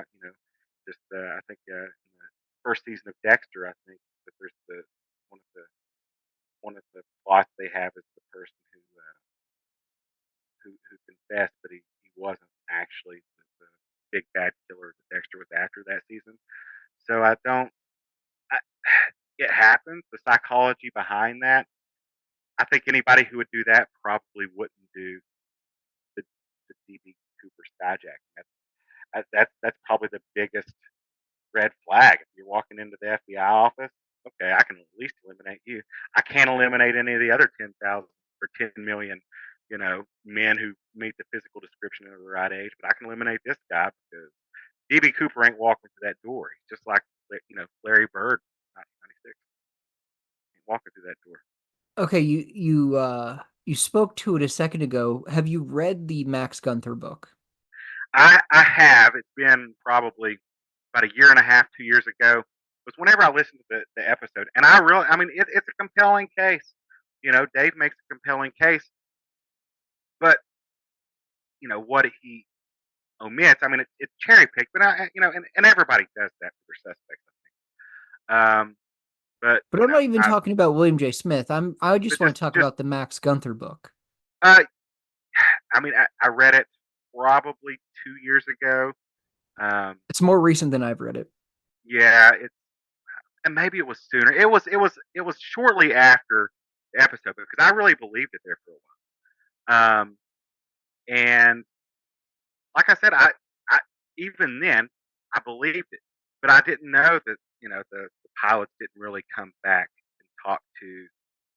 I just assumed that really happened at first, because I had no reason not to. I thought, okay, okay, but then the more I listened to it, it's this sort of, if I'm talking about the Gunther book, I would say Claire purported to be wanting to get the story out, right? She wanted people to know what happened, or he wanted to know what happened. So then, why lie about what happened on the plane, and then why lie about what happened afterwards, right? So if you have a suspect, so like let's say, and using William J. Smith, right, who wasn't gone from his family for an extended period of time, like the Gunther Cooper, where Clara was out there with Clara for an extended period of time or whatever. So assuming that he changed or Clara changed the facts of the what happened on the plane, like the pilot coming back just to sort of disguise or make obscure Cooper's identity to make change things enough to where the FBI didn't come crashing down or really suspect. Why would you lie about the whole love story angle or the healing, nursing back to health? At what point is there a reason to even tell the story if you're not gonna if none of it's gonna be true? If you're Clara and your purported goal is to tell the truth, why lie about everything? Because you know that's what doesn't make sense. Well, I can tell you why you lie about it is because you originally contact Max Gunther and then you realize, hey, this isn't going to work out well because I've already transitioned to a woman. So then later you approach him again as Cooper's Okay. lover, and then you make up this whole love story between Cooper and myself now, a woman. And so I have to populate some wild details in Yeah. there to avoid saying, hey, by the way, I transitioned just before the skyjacking. The point I'm getting at here is, do you believe Barb Dayton was Clara? Oh, now I know I really liked Marty's um, Philometry. Is that what it's called? The Yeah, episode. Okay, so that was really cool. I don't have a frame of reference. Um, I know that there were some people who disputed that. I think Dave disputed that, and I have no reason to doubt that Dave knows a lot about Philometry. Um, you know, I think that's if any of the suspects were going to do it, that Barr would be the one who did it. Like if it's absolutely. somebody, if Clara is a known person, it was definitely Barb, and I would definitely put that at 50-50. And I think that you have the fact that Barb would be the most likely suspect to do that, and then that her writing style matches. But yeah, I think it needs to be peer reviewed as much as it could be peer reviewed. If you have writings of other suspects or whatever, like Gossett, I don't know if he wrote a lot, but probably did. You probably find a large enough sample. Same with Vordal, and see how just for you know fun for giggles, just to see where they match and see how common it is to get that high of a score. But I don't know enough about it to say for sure it was Barb. But I mean, if it was any of the suspects, why not Barb? Oh, yeah. And, because it's the vortex, it has to be, we use this tool, it was super accurate, but we're using too small of a sample size Yeah, on the input side for this. yeah, and And and Marty's using all he could use. You know what I mean? yeah, there isn't a bunch of writings from Clara or from Barb, really. So it's really hard to do, but I do think it's interesting, and I would be interested to see, given a similar sample size, that could be replicated with other suspects. Because if no one else is even close to that number, or even if they took random writings out of the population to see how close it would get, if none of those were close, then I'd be more apt to believe it. But I think Marty probably considered that pretty confident, and I have no reason to doubt him. And, then you have Dave, who knows a lot about that, who disagrees. But I think it's worth looking into. If you're them, because that at least either that may eliminate a certain angle. You know what I'm saying? And anything we can eliminate is good because there's not there as much as we want the smoking gun, the silver bullet is almost as rare. You know, for a lot of these suspects. That's very well said. Because even, Ryan's talking about, well, Wolfgang was eliminated by DNA. Mm-hmm. Well, I don't trust the Hmm. DNA. By whose DNA? Yeah, Right. We don't know anything about what they have, but they're telling us it's not very good. yeah, So, how is it that these people were eliminated? yeah. And I think they said they had 3 donors on it, 3 male donors, and then you worry about the provenance of the tie, like the chain of custody and things of that nature. And why are they sure that these 3 donors weren't the FBI who handled it afterwards. And then if they're sure that it's not, well, then why were there three samples on the tie to begin with? Maybe his children, whatever. But they could see if they were related. I mean, I don't know enough about it, but yeah, I don't necessarily trust the DNA until somebody a lot smarter than me says, now we can trust the DNA. Now we've advanced far enough where we can trust it. But yeah, just the whole, oh well, we can only exclude. We can't confirm anybody, but we can exclude them. That's not really good enough for me, unless you want to do all the suspects. But even then, like you said, like we don't know whose DNA that is. Like who are we excluding from? Um, you know, yeah, Yeah, and with DNA, it's one of those things I just need to be told what is right and what is wrong. Because even like Chris Cunningham now is talking about various different profiles, and it's already over my head. And I'm like, yeah, yeah, whatever you say, Chris. Yeah, that sounds good. Yeah.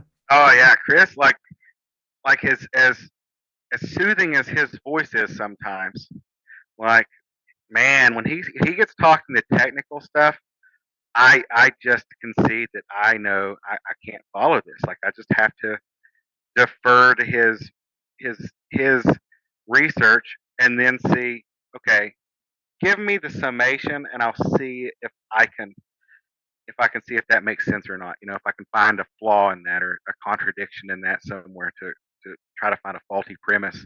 But beyond that, he's in the weeds deep, and I respect him for it because I could not do it. Even if I had the time, I could not do it. Oh yeah, I always like Ryan and Chris and Pat, those people that are really working on the case. I want to like cheer them on because like keep Yes, going. Because I'm not going to be doing this, but I want you to be doing this. yes. I sleep easier at night, and I don't sleep well. I have these weird sleep jerk things, but I sincerely wish them the best. And one of the things that I like about the people you mentioned, Ryan, Chris in particular, is that if they come up with an idea, they want the scrutiny on the idea because they ultimately want to find out if it's right or wrong. They don't have an agenda the way some people do. They want their ideas scrutinized because nothing's really going to be peer reviewed in the Cooper case beyond Tom K's diatom research, which was clearly peer reviewed. But beyond that, no one is peer reviewing these theories or the analysis of the 302s. Like it it has to be done through like the vortex has to sort of review it itself and come to a consensus itself, and that revolves scrutiny, and that you have to cast the personal aspect of it away and say this is our goal and this is our primary goal. Let's come up with as many ideas as we can and let's eliminate as many ideas as we can. And like I said, I think it's just as important in this case that there are people who are trying to find silver bullets as there are people trying to find smoking guns. I think both are critically important. Do you think that the vortex, how should I phrase this? Do you think that the vortex should be broken up into like, here's the A team that are working on the case, and then here's this group of people that are interested? Because I feel like when we get to a point like on Reddit or the DB Cooper mystery group on Facebook, that there becomes too many people and too much noise for research to be done. It's sort of like when the drop zone moved Mm-hmm. to the DB Cooper forum, it was like, hey, we're only going to have the guys that are and Yeah, gals that are serious about the case and that are respected, and this is going to be heavily moderated. Which, boy, in the Cooper world, that's always a chore, yeah. moderation. Well, like I don't think, for what it's worth, I don't think there's any Cooper cabal out there. But what I do think is that people like Pat and Ryan and Chris, um, Eric, those people who are really doing the work do get recognized um, for their efforts, and it's sort of a free market laissez-faire thing. Like, I mean, they are the ones who people recognize, and their work is respected, and a lot of it is due to the fact that they're willing to be scrutinized and they're willing to be wrong. And so I don't think there's a need to break it up or anything like that because I think that sort of happens naturally. I think people gravitate toward their expertise because their expertise is based upon reputation. I don't think it needs to be formalized, but I think it sort of happens spontaneously, sort of in a laissez-faire, free market way. Yeah, that's definitely true. Because if you're talking about talking behind the scenes, like, yeah, Marty is talking to Eric, who's talking to Ryan, who's talking to Chris, who's talking to Dave, who's talking to Pat. Yeah. Yeah. Absolutely. So, yeah, that definitely happens quite a bit, especially with fantasy football and everything, too. Hmm.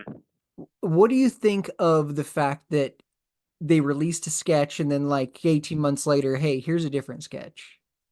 Do you think that helped the case or hurt it? I guess that just depends on how accurate you think that first sketch was. Um, Obviously, if you really think that first sketch did a pretty good job, then I don't think the second sketch helped very much at all because I think they look different, especially without the sunglasses. And I think the eyes on the second one, I don't know where they came from, but I'm pretty sure none of them said, "Oh yeah, those are his eyes," right? So I don't know where they came from, and everything's in the eyes when you recognize somebody, when you're talking to somebody. Um, in general, that's if I just saw somebody randomly and they committed a crime and I'd seen them before the commission of the crime and I got a good look at them, their eyes are probably what I could describe the shape of them and things like that first and foremost. So I think people put more stock into that. So they look at the second sketch's eyes, especially, and to a smaller extent the second one or the first sketch. Um, I think the eyes hurt it in both sketches. I think if they would have just left the sunglasses on, they would have been better off because I think the eyes were the most speculative part of it, yet the most used part of it by the populace in making their decision on who they thought Cooper was and what he looked like, if that makes sense. That does make sense. That's a good point. Although if he has sunglasses on both sketches, boy, then is it much easier to make your suspect a match. Yeah, it is. But at the same time, it's better to have a lot of matches and one of them be Cooper than to get Cooper excluded because he doesn't have the eyes that either one of the suspects has. And maybe, somebody saw that. Oh, yeah, freaking, you know, Bill, I thought Bill was DB Cooper, but no, he doesn't have those big, beautiful eyes and like that second sketch. His little small, beady ones. But like, oh, Bill's out there spending $200,000 now. So I just think that the eyes I don't know where they came from exactly. I think that hurt more than anything, more than either of the two sketches. I think that hurt. Um, I don't think either one. I don't think the sketches hurt. I think the eyes probably hurt more. We've danced around this subject a little bit, but let's Sure. just hammer it down. Do you think this case will ever be solved? Solved to my satisfaction. I think with DNA, if they ever get that released, and I'm confident they will. Um, People can say what they want about Eric. The dude is persistent. Um, Even if you don't agree with his tactics all the time, he's persistent, and I appreciate that. And I think there are other people like that. Pat is a very persistent person. And I'm not saying it's going to be them or anybody like that, but they keep drawing attention to it um, and things like that. And the FBI, when the capabilities there, just because they want to stop dealing with it, or because they think, well, maybe one of these lawsuits might go through one day if they can get it together and get it done right. People listen to Ryan's legal advice instead of just going gung ho, um, going just doing it on their own. Maybe they'll release it, right, and maybe it'll be solved or to my satisfaction.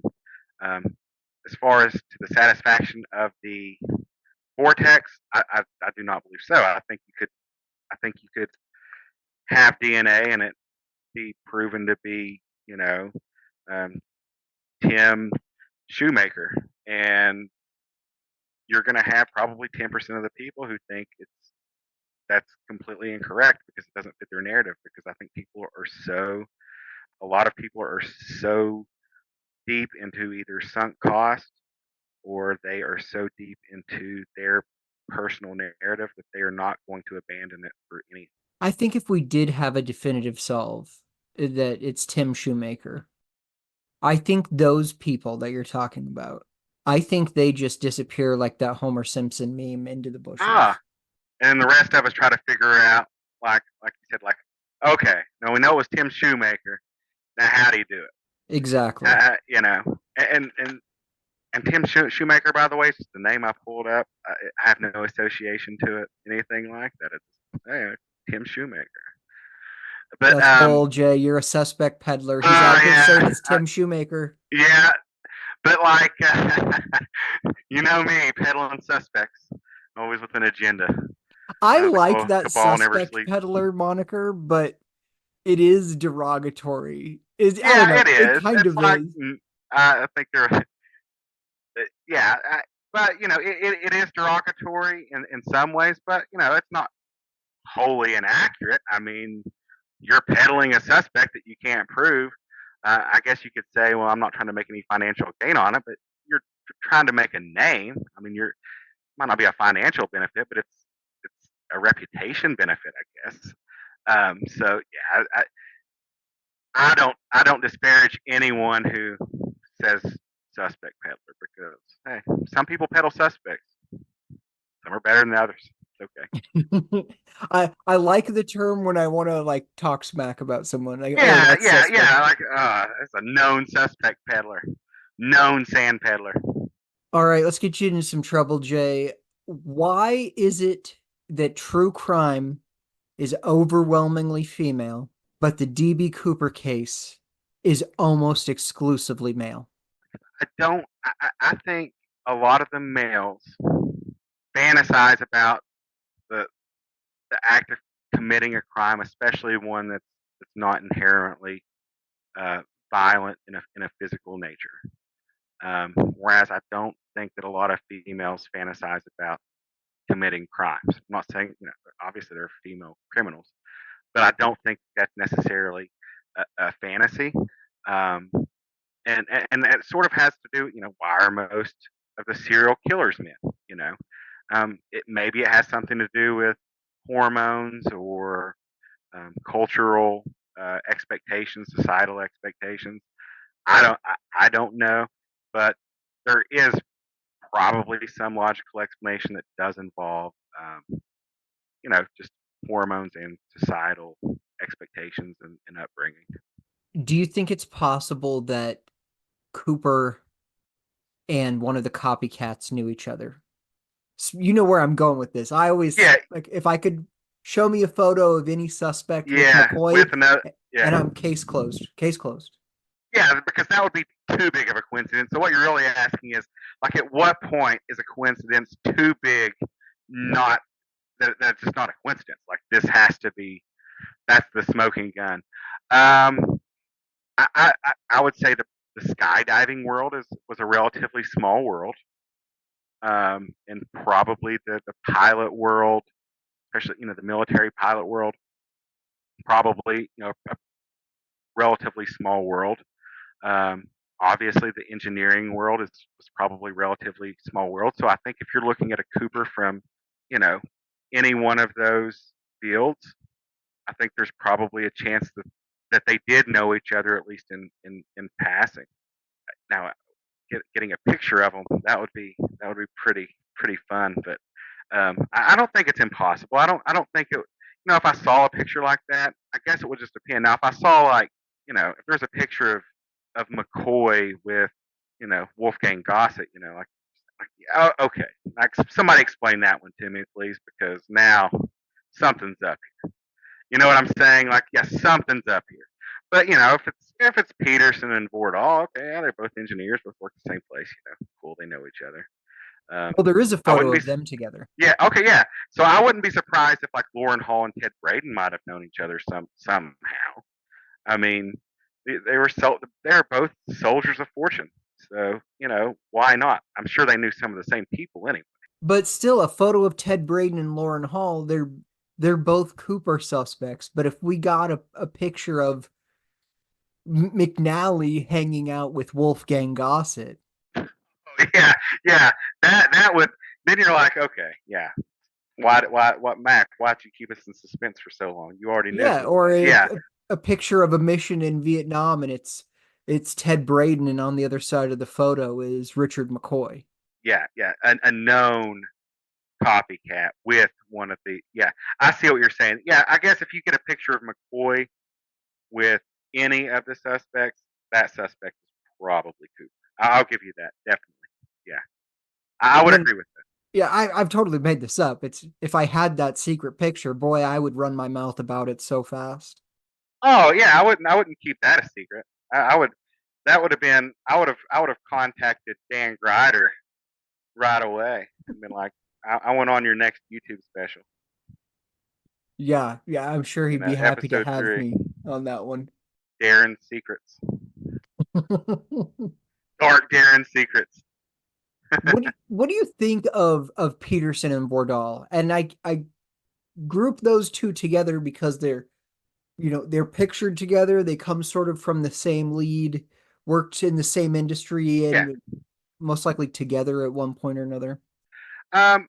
Listen, like I guess it depends on how you take the tie particles, but I think Bordal is a much better suspect because he has other circumstantial things going for him, right? Like he does have the association with the Cooper name, the matchbook, just his writings in general were antisocial and they point to different things like that. Um, his proximity to the Pacific Northwest. He has more circumstantial evidence if you're just looking at the tie, right? Right. Than what Peterson. When Peterson was first presented, I believe when he was presented as these are the particles, and it came from this company, and he's the only one in this company who could possibly meet the description, right? So I sort of think that the existence of Bordal eliminates Peterson as the suspect because Peterson's only claim to fame, as far as I'm aware, is his association to the tie particles. So as soon as you put the tie particles on another person who meets the physical description of Cooper, then Peterson either needs to get more circumstantial evidence or, it's time to not look at him as serious. Yeah, and one thing I think is really interesting about the two of them that is hopefully a lesson for everyone in the vortex as well is I have not spoken personally to Vordal's family, but Ryan and Nikki have, and they sort of presented it to his family. Hey, this guy we think could be a DB Cooper suspect, Mm-hmm. and their reaction was, well, it's not out of the realm of possibility. Yeah. And I have personally spoken to Vince Peterson's family, and they are vehemently against the idea that he was Cooper. I had Julie on the show, and she was like, "It's a ridiculous idea. Yeah. It's not possible. It It's was him." just like William J. Smith's family. Same Yes, same thing. yes, and like that's important Yeah. because the idea that you have Vordal, who his family is probably hearing out of the blue, unless they're all keeping a crazy secret. Yeah. Mm-hmm.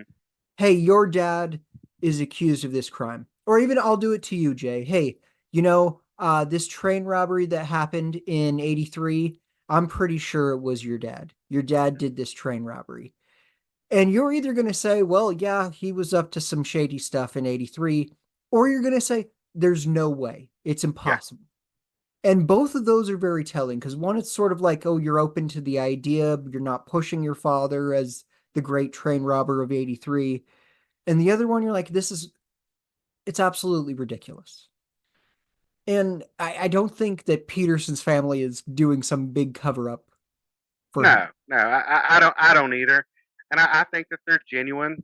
Both families, uh, Smith and Peterson are genuine when they're saying no, it couldn't have been our father, and they're adamant about that, and oftentimes they're providing evidence, whether it's saying he had a physical condition or why would he do this when he had a family, and the burden of proof then comes on the people making the claims.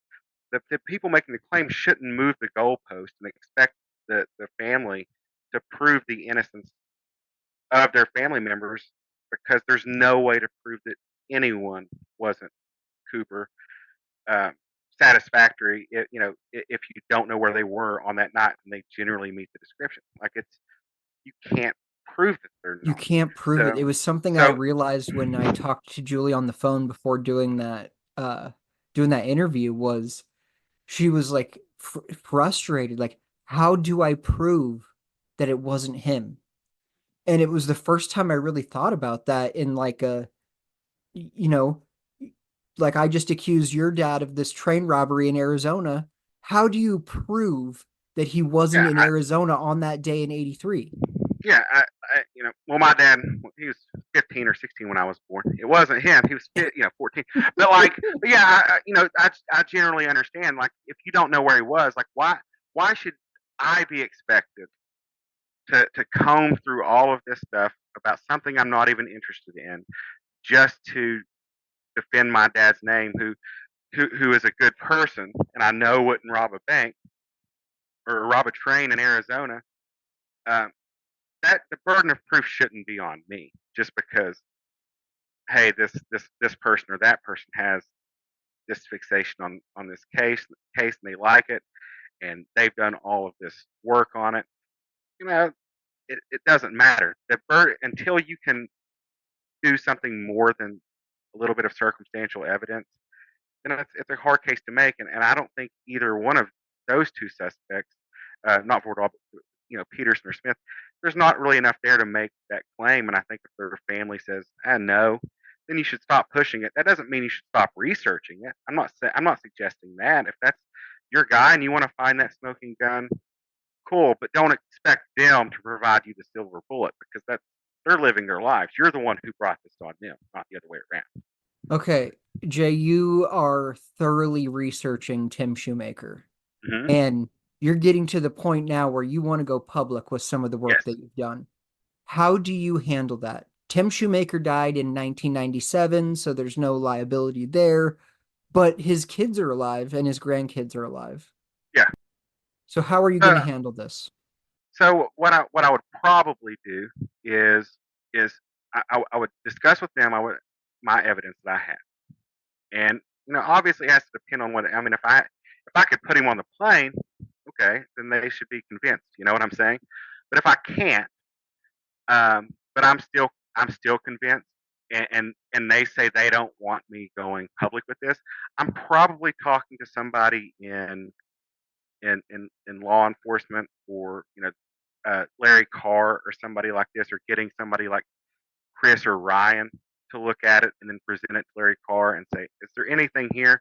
And if there is, and I can convince him, then he can send it to the FBI and they can look into it if they want. They can reopen it if they want, because I'm sure if they found something that compelling, they would do that, right? Um, Otherwise, I wouldn't go public with it if the family didn't want, because I can't prove it, and no one out there is going to be able to prove it.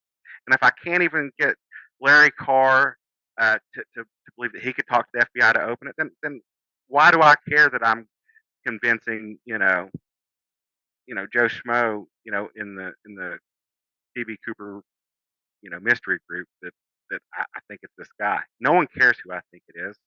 So you know if I can't convince Larry, I drop it. If I can convince him and he takes it to the FBI, they can go public with it if they want.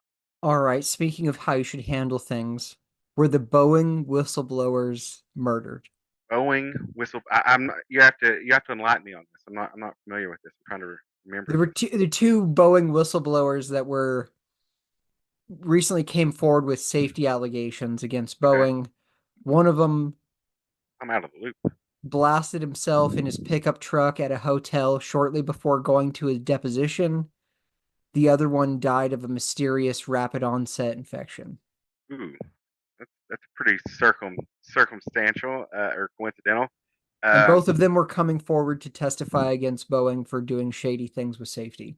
well, now the guy who killed himself, and I don't want to speculate, like, but on this gentleman's case, but like I could see if maybe somebody he worked with had dirt on him or something. They were gonna, like, he realized that, hey, I get this deposition and stuff's gonna come out about me. Maybe he just decided that's my only way out. I don't know. And I'm not saying that's the case. He could have been dealing with stuff, you know, beyond that. Um, but I think that's more likely than a conspiracy. The fast acting disease as a hypochondriac, I believe I catch that 2 or 3 times a week. So it doesn't surprise me. So I don't think there's a conspiracy. No, that was a funny answer, Jay. I like that. All right. Is there anything I didn't ask you that you wanted me to ask or that you wanted to talk about? No, I think as always you did well. I think we've been on here about 2 hours. I hope you leave the Andy Kaufman and the my hotel thing in there. Um, but hey, if anybody can listen to us for 2 hours and still don't know who DB Cooper is, I don't want to torture them with more. So If somebody wants to tell you that you're a fool and you don't know what you're talking about or that your ideas are brilliant and on point, is there somewhere we can track you down and argue with you? not the mystery group anymore. But you can reach out. Just bug Ryan, and he can reach out to me if anybody bugs him. That's the most hilarious answer I've ever heard. No, don't bother me. Just bother someone else. Yeah, and then they can reach out. Ryan Burns, Esquire. Right, he's got plenty of time. He'll be your answering machine. No problem. Yeah. Oh yeah. All right, Jay. Thank you so much for doing this, and I'll see you around, my friend. All right, thank you. If you have questions or comments for Jay, you may be able to find him online, or you can send questions and comments for him our way, and we'll forward them for you. If you have questions, comments, or you know who DB Cooper was, hit us up. You can find us on Facebook, Instagram, Twitter, or email us dbcooperpodcast@gmail.com. We've got links for it all in the show notes.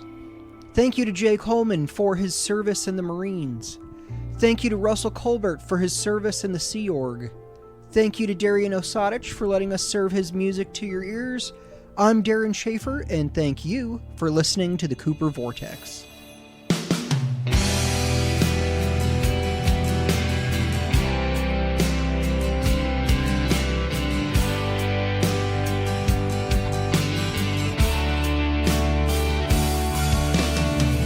Here's a story we all know about a man many years ago. Hijacked a plane, so we were told. Then he jumped into the cold. Lights are burning and a cigarette.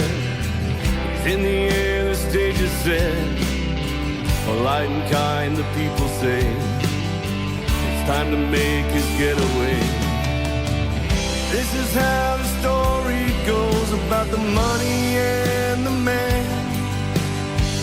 DB Cooper, they call me now. Catch me if you can. Rolled up in his coat-built tie. He's got enough to change his life. Where he landed, no one knows. But from this tale, a legend grows. Was a cold, dark, rainy night. As he walked, he saw light. Held his cash close to his side. Just needs to catch a ride. This is how the story goes about the money and the man. DB Cooper, they call me now. Catch me if you can.